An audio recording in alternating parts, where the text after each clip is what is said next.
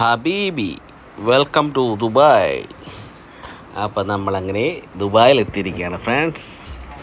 അപ്പോൾ നമ്മളിപ്പോൾ ഉള്ളത് ദുബായിൽ അൽ ഖവനീജ് എന്ന് പറയുന്ന സ്ഥലത്ത് പ്രോമിസ് ബ്രിഡ്ജ് എന്നും പറഞ്ഞിട്ട് ഉള്ള ഒരു സ്ഥലമുണ്ട്. നിങ്ങളെ ദുബായിലുള്ളവർക്കെല്ലാം അറിയാമായിരിക്കും. നമ്മളിപ്പോൾ അവിടെ നിൽക്കുന്നത് അവിടെയാണ്. അതുകൊണ്ട് ആ കാണുന്നതാണ് പ്രോമിസ് ബ്രിഡ്ജ്.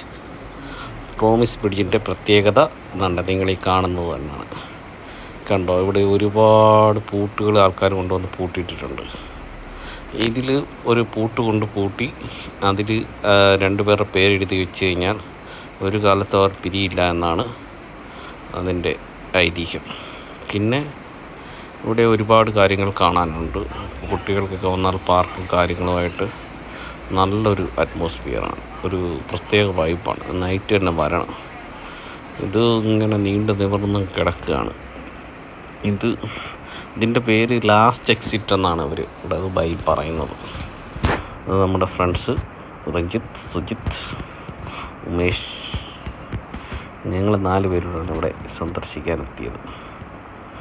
അപ്പോൾ ഇതാണ് പ്രോമിസ് ബ്രിഡ്ജ്. നമ്മളിവിടെ നിൽക്കുമ്പോൾ താഴേക്കൂടെ മീനൊക്കെ പോകുന്നതൊക്കെ കാണാം ലൈവായിട്ട്. ചെറിയ വെള്ളമുള്ളൂ, അതിൻ്റെ അകത്ത് വാട്ടർ ബോട്ടിംഗ് ഒക്കെ ഉണ്ട് പിള്ളേർക്ക്.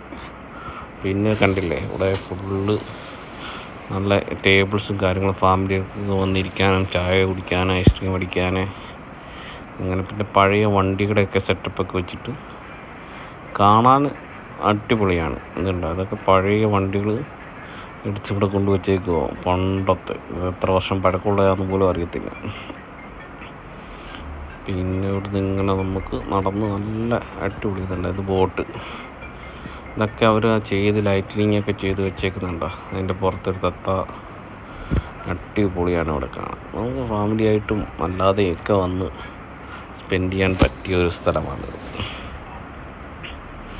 അതാണ് നമ്മുടെ ലാസ്റ്റ് എക്സിറ്റുള്ള അൽ ഖവനീജിലുള്ള പ്രോമിസ് ബ്രിഡ്ജ് എന്ന് പറയുന്നതാണ്. ആൾക്കാരൊക്കെ ഒരുപാടുണ്ട്.